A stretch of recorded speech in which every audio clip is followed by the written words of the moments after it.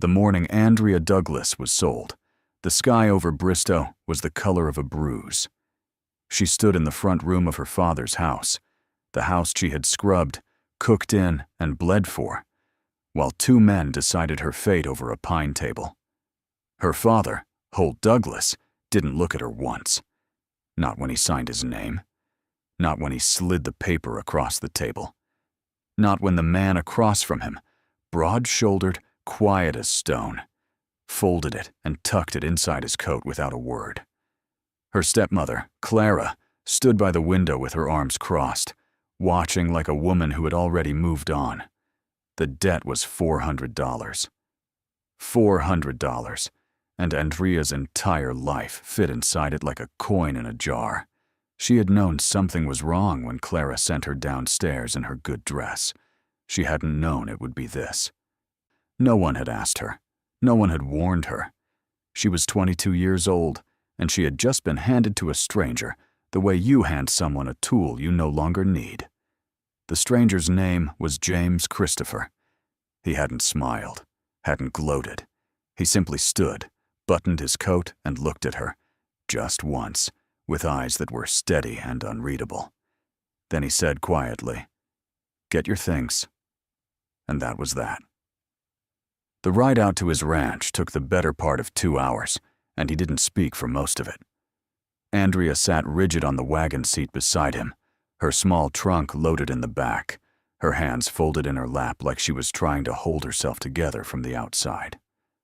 The Oklahoma plains stretched wide and flat around them, pale grass bending under a cold wind, the sky pressing down low and heavy.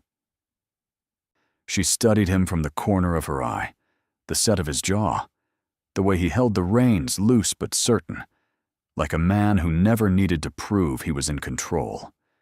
He wasn't old, younger than she'd expected.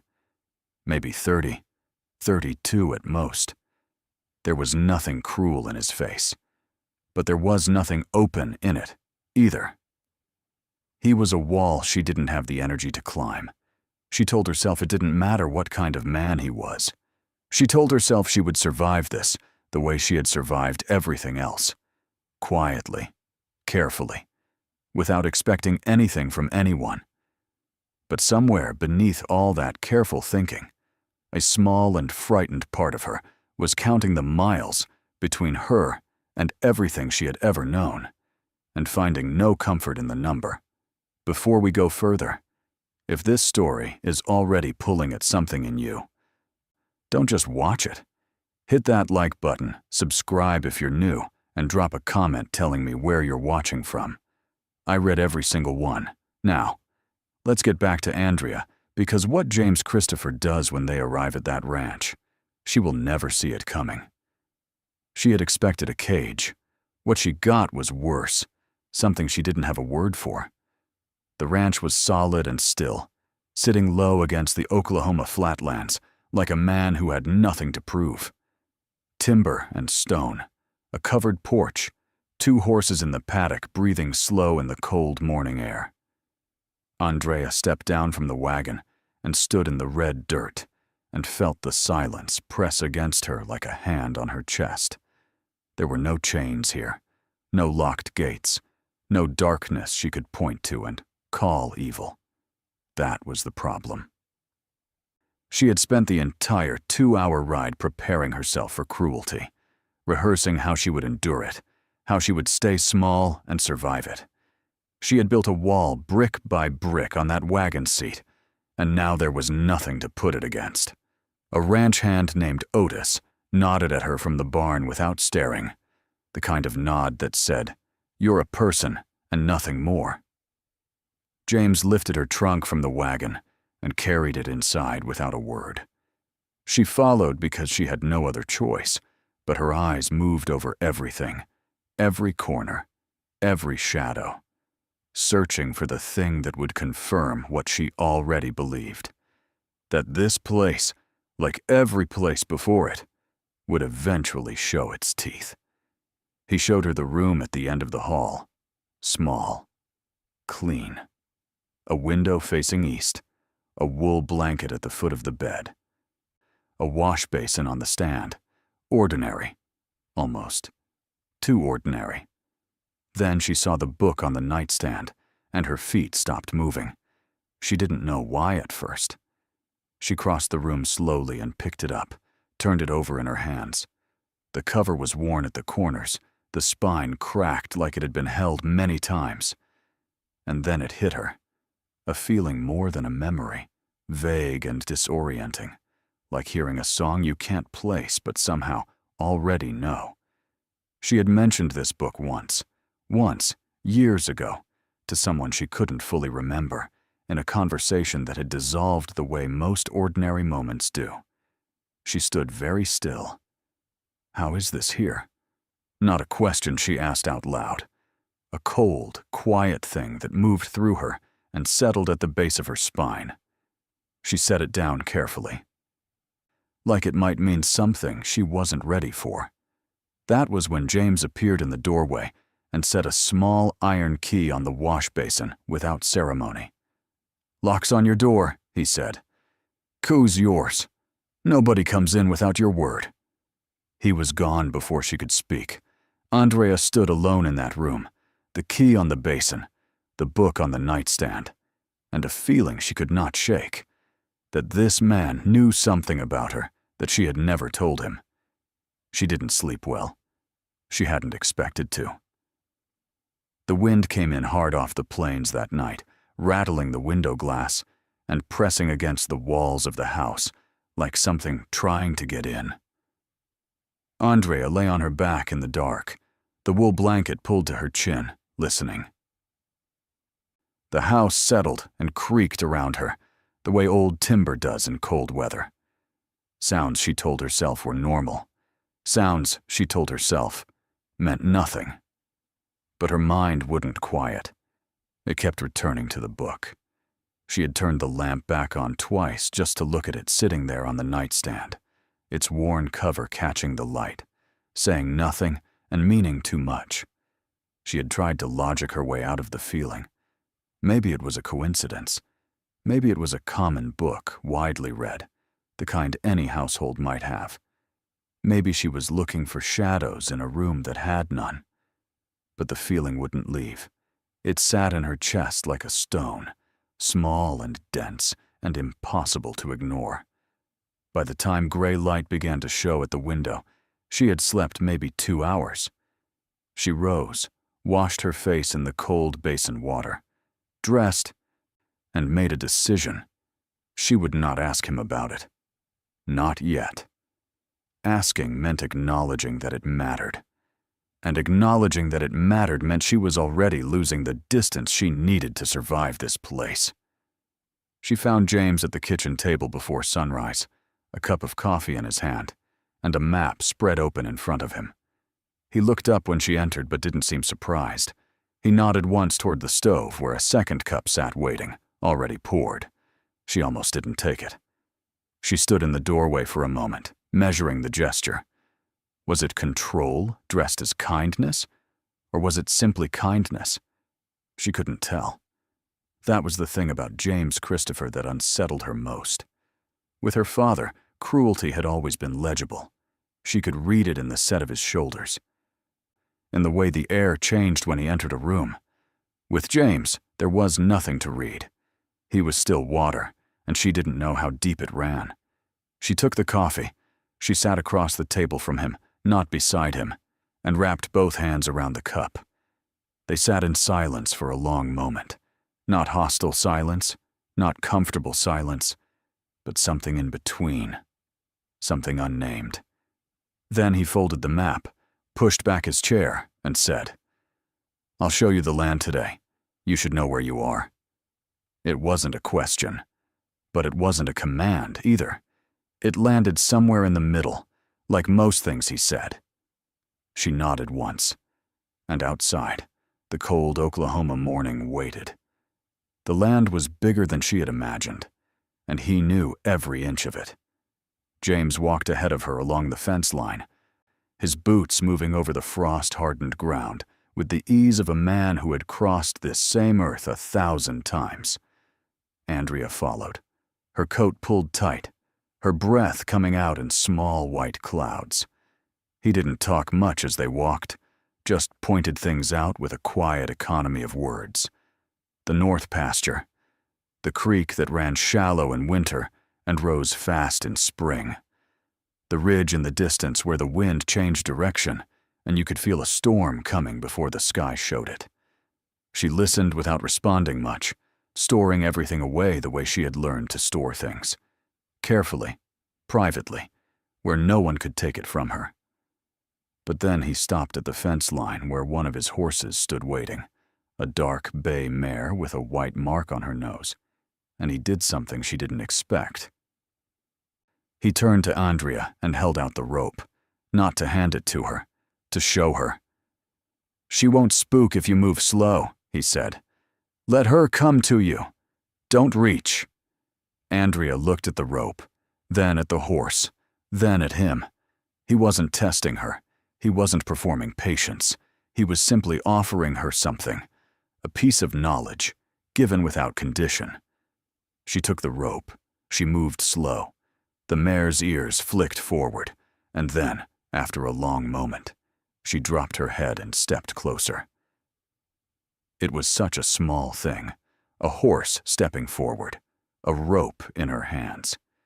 And yet, something about the moment sat wrong with her. Not badly wrong, but the way a picture hangs slightly crooked and you can't stop seeing it. Nobody had shown her how to do something, and then simply stepped back. No conditions, no corrections waiting in the wings. Her father had barked and punished. Clara had sighed and taken over. She didn't know what to make of a man who handed her a rope and then got out of the way. She didn't trust it. She wanted to, and that wanting was exactly what frightened her. The mare breathed warm against her palm, and Andrea kept her eyes on the animal, because looking at James felt like too much right now.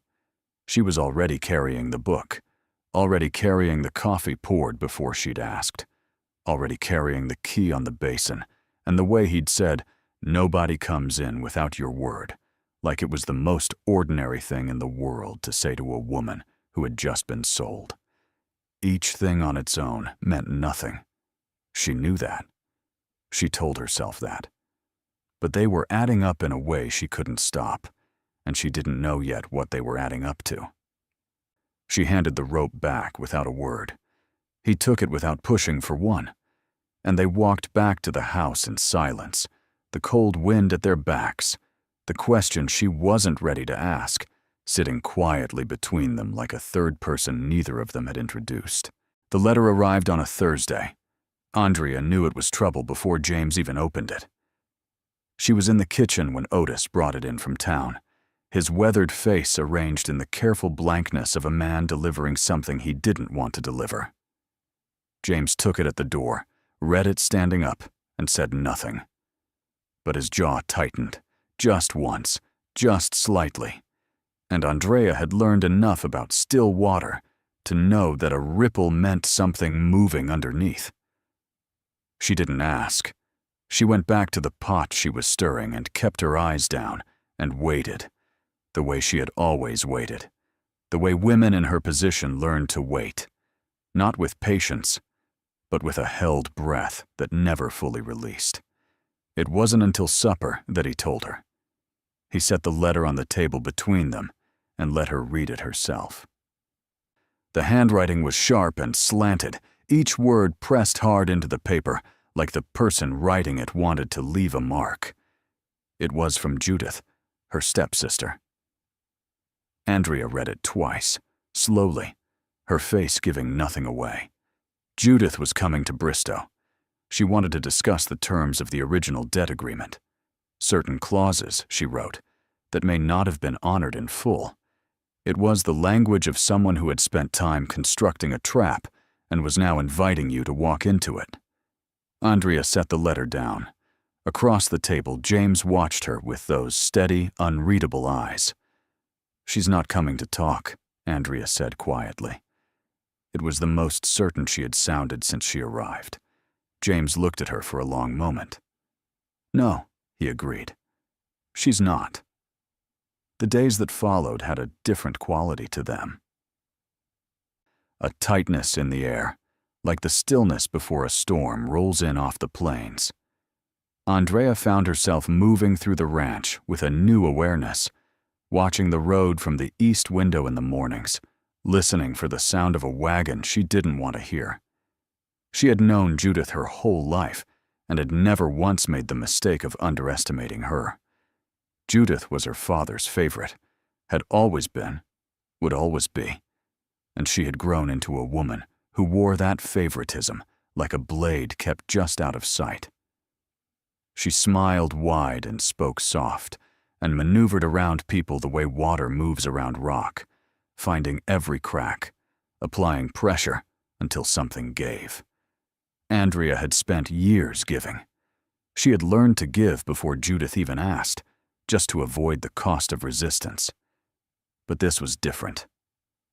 This wasn't her father's house, and for reasons she hadn't fully examined yet, she found herself not wanting to give an inch of this place to anyone who came looking to take it.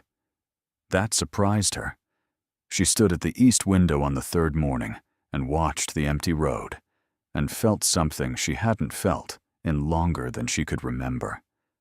Not hope, exactly. Something quieter than that. Something that felt like it might be worth protecting. Judith Douglas arrived on a Friday afternoon, and she arrived like she always did, like she was doing someone a favor just by showing up. The wagon came up the road from town with the kind of unhurried confidence that belonged to people who had never once been told no and believed they never would be. Andrea saw it from the east window and felt her stomach drop the way it always did when Judith appeared. That old, familiar tightening, the instinct to make herself smaller, to preemptively give ground before the first word was even spoken. She didn't move from the window until the wagon stopped. Judith stepped down in a green dress that was too fine for Bristow and too calculated to be accidental, her dark hair pinned perfectly, her smile already in place before she'd even looked up at the house. She had brought no lawyer today, just herself and a carpet bag, and that smile, which Andrea knew better than to trust. James appeared in the doorway behind her. Andrea turned and found him already watching the wagon, his coffee cup still in his hand, his face arranged in that familiar stillness. "She's here," Andrea said. It was unnecessary. He could see that, but saying it out loud made it real in a way she needed it to be. He set the cup down on the sill. "Let her come," he said quietly, and he went to open the door. Judith sat across from them in the main room and laid her case out like a woman who had rehearsed it many times and enjoyed the rehearsal. The original agreement, she said, had contained conditions, specific expectations regarding Andrea's domestic role at the ranch and her availability to return to the family, should those conditions go unmet. She produced a folded paper from her carpet bag and set it on the table between them with the practiced calm of someone placing a winning card. James picked it up, read it without expression, set it back down. "This isn't what was signed," he said. Judith's smile didn't waver. She said there may have been oversights on both sides, that she was simply here to ensure fairness for everyone involved. Andrea sat very still and said nothing because she recognized what was happening. This wasn't a legal dispute. This was Judith doing what Judith had always done, finding the crack in the wall and pressing until something gave. But James didn't give. He folded the paper and slid it back across the table and told Judith, in the same quiet voice he used for everything, that Andrea was not returning anywhere, that the agreement was sound, and that this conversation was finished. Judith's smile finally faltered, just slightly, just at the edges.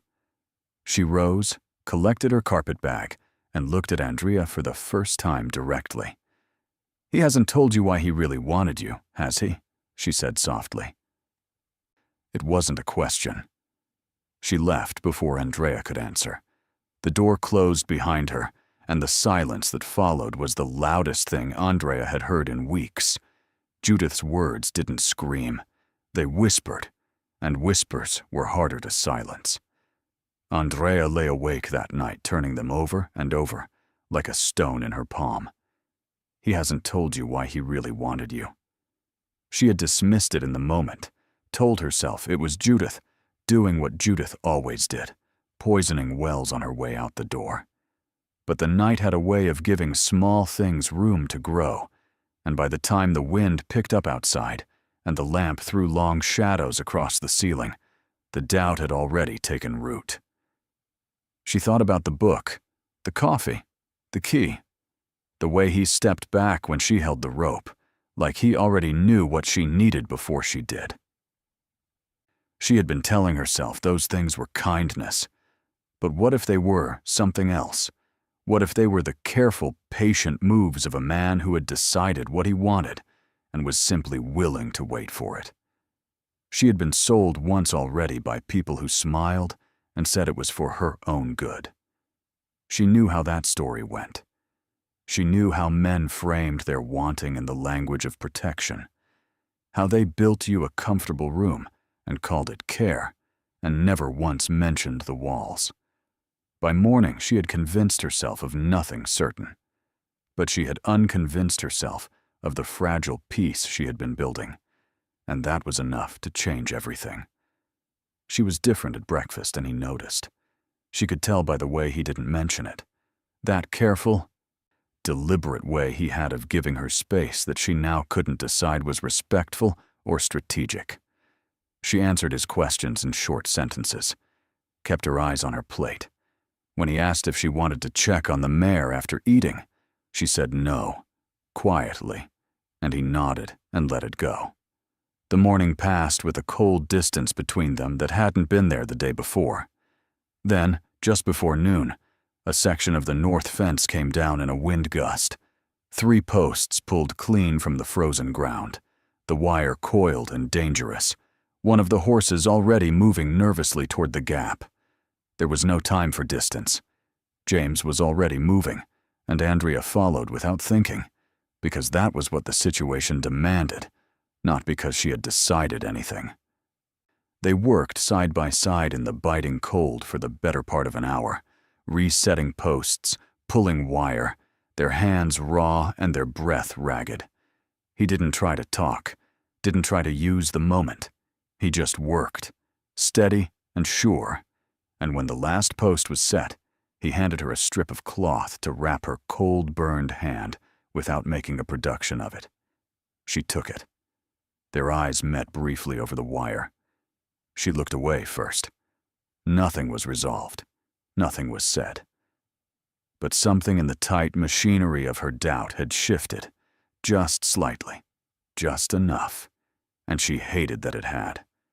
He told her on a quiet Sunday evening, when the light outside had gone gold and the ranch had settled into its end-of-day stillness. She was sitting on the porch with the book in her lap, not reading it, just holding it. The way she had taken to doing when her thoughts got too loud for the inside of the house. She had picked it up without thinking, the way you reach for something familiar, and then caught herself doing it, and almost put it back. But she didn't. She sat with it in the cooling air and watched the last of the sun pull itself below the ridge, and tried to sort through everything she was carrying. She heard the door behind her, and then James was there, lowering himself into the chair beside her, with the slow deliberateness of a man who had something to say and had decided the time had come. He didn't look at her right away. He looked at the ridge the way he always did, like the land was something he was in conversation with. The silence stretched between them, but it wasn't uncomfortable. It was the silence of something about to happen. Then he said, without preamble, without softening it, "I knew you before you came here." Andrea went very still. The book sat heavy in her hands. She didn't speak. He continued, his voice low and even, like a man reading from something he had memorized, not because he'd practiced it, but because he'd lived with it so long it had become part of him. He told her about the market, a Thursday morning, 7 years ago. She had been looking at a display of books at a trader's stall, and he had been passing through Bristow on his way back from buying fence wire. He had stopped because she laughed at something, a quiet laugh, almost to herself, over a passage she'd read standing right there in the street. And it was the kind of laugh that made you want to know what was funny. They had talked for maybe 10 minutes. She had mentioned the book, said it was the kind of story that made the world feel less small. He had remembered it word for word. He had found a copy the following week and bought it, not knowing why exactly, only that it felt important to have. He had thought about going back to Bristow. He never did. Life moved the way life does. Seasons, work, the ranch demanding everything he had. And then word reached him, the way word travels in small territories, that Holt Douglas was looking to settle a debt in a way that no father should settle anything. That there was another man involved, older, with a reputation that made James's stomach turn. He had ridden to her father's house the same week.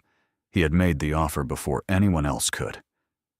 Andrea sat without moving through all of it, her hands flat against the cover of the book.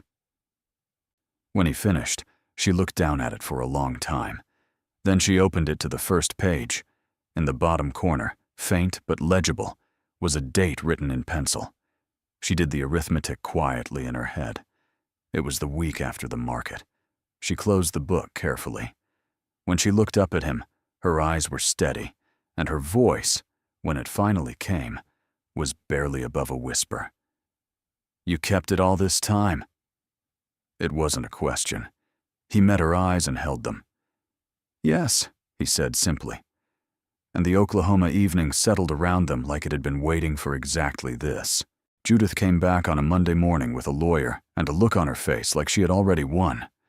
The man she brought was thin and pale with a leather satchel and small eyes that moved around the room pricing everything they landed on. His name was Fitch. He introduced himself with the clipped efficiency of someone who charged by the hour and wanted you to know it. They arrived before breakfast, which Andrea understood was intentional. Judith had always believed in catching people before they were fully assembled. James met them at the door with the same stillness he brought to everything, and led them into the main room without a word, and Andrea stood at the kitchen doorway and watched and felt the familiar cold tightening in her chest. That old reflex, that old preparation for loss. Fitch opened his satchel and produced a document several pages thick and laid it on the table with the reverence of a man presenting something sacred. The claim, he explained in his clipped voice, was procedural. Certain requirements under Oklahoma territorial law regarding debt settlements involving transfer of custodial responsibility had not been properly witnessed or recorded. The original agreement, he said, may be considered void, which would mean Andrea's presence at the ranch was without legal foundation, which would mean she would need to return to her family while the matter was reviewed. He said all of this pleasantly, like he was discussing the weather. Judith sat beside him with her hands folded and her smile in place and her eyes on Andrea the entire time, watching for the crack. It didn't come. James reached into the inside pocket of his coat and produced a folded envelope which he set on the table beside Fitch's document without ceremony. Inside was a letter from a territorial court officer in Guthrie, dated 3 weeks prior, confirming the legal validity of the debt settlement, witnessed and recorded in full accordance with Oklahoma territorial statute. He had anticipated this. He had ridden to Guthrie quietly, without telling her, and he had made sure every document was ironclad before Judith ever stepped foot on his land. Fitch picked up the letter, read it twice, and had no answer for it. The room went very quiet. And then Andrea stepped forward from the kitchen doorway, fully into the room, fully into the moment, and she looked at Judith directly for the first time without flinching. She spoke clearly and without raising her voice. She said that she wasn't a clause in a document or a debt to be renegotiated. She said that she had made her choice, not because she had been told to, not because she had no other option, but because she had found in this place and this man something she had never once been offered by her own blood, the simple dignity of being treated like a person. She said Judith was not welcome here again. Judith's smile finally collapsed entirely. Not dramatically, just gone, like a candle blown out. She rose. Fitch gathered his papers. They left without another word. The door closed behind them, and this time, Andrea was the one who closed it. She turned back to the room. James stood by the table watching her with those steady eyes, and for once, she didn't look away. Spring came to Bristow the way good things always came to Andrea, quietly, without announcement, like it hadn't wanted to make a fuss. The valley below the ranch went green in the space of a week, the frost pulling back from the earth like it was finally done with something. The horses were restless in the good way, moving along the fence line with their ears forward, and Otis had taken to humming while he worked, which he only did when the season had turned and the world felt manageable again.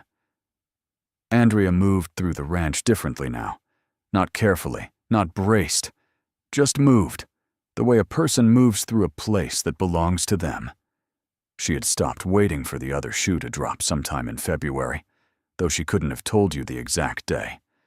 It had simply ceased, that constant low-level vigilance, that readiness for things to go wrong. In its place was something she had no practiced name for, not happiness exactly. Something quieter and more durable than happiness, something that felt like it could hold weight. She thought about her father sometimes, not with longing, but with a kind of clear-eyed sadness for the version of herself that had stood in his front room in her good dress while he signed her away. That woman felt very far from the one standing at the east window, watching the valley go green in the April light. She was glad for the distance. She intended to keep it. She found James at the fence line that evening, the last of the sun pulling long shadows across the grass, his hands easy at his sides, the way they were when he wasn't working and had simply come outside to be in the air. She walked out to him without rehearsing anything. She had learned that rehearsing things around James was unnecessary because he never needed her to be prepared. He heard her coming and turned, and she stopped a few feet from him and looked at him in the evening light. This quiet, rugged, deliberate man who had found a book for her 7 years ago and said nothing, who had gotten to her father's door before someone worse could, who had put a lock on her door and handed her a key and never once made her feel like a transaction. She looked at him for a long moment. Then she said, simply and without ceremony, "I think you should marry me, James Christopher." He looked at her. Something moved through his expression, not surprise exactly, but something close to it, something that opened his face in a way she hadn't seen before. Then the corner of his mouth shifted, just slightly, and he said, "I was going to ask you." She shook her head once. "I know," she said. "I wanted to ask first." He looked at her for another long moment, those steady eyes holding hers in the fading Oklahoma light, and then he nodded, slowly, like a man receiving something he had long stopped believing he deserved. "All right then," he said quietly. Behind them, the valley held its breath. Around them, the spring evening settled soft and golden over everything, and Andrea Douglas stood in the middle of it, chosen, choosing, finally and completely her own. And that is the story of Andrea Douglas and James Christopher. Two people brought together by the worst of circumstances and held together by the best of who they were. Andrea came to that ranch with nothing but her name and her dignity, and she left that transaction with something far greater, a man who had chosen her quietly, consistently, and completely, long before she ever knew she was being chosen. James never asked for recognition. He asked for nothing at all. He simply made sure she was safe. And then he waited. And then he loved her in the only way he knew how. Steadily, without performance, for the rest of his life. If this story moved you, you already know why. Because somewhere in Andrea's journey is every person who has ever been underestimated, overlooked, or handed off like they didn't matter. And somewhere in James is the quiet hope that someone out there sees us, really sees us, and thinks we are worth remembering. If you made it to the end of this one, you are exactly the kind of viewer this channel exists for. Don't leave just yet. There is another story waiting for you on the screen right now, and I promise it will pull at you just as hard. Click it. You will not regret it.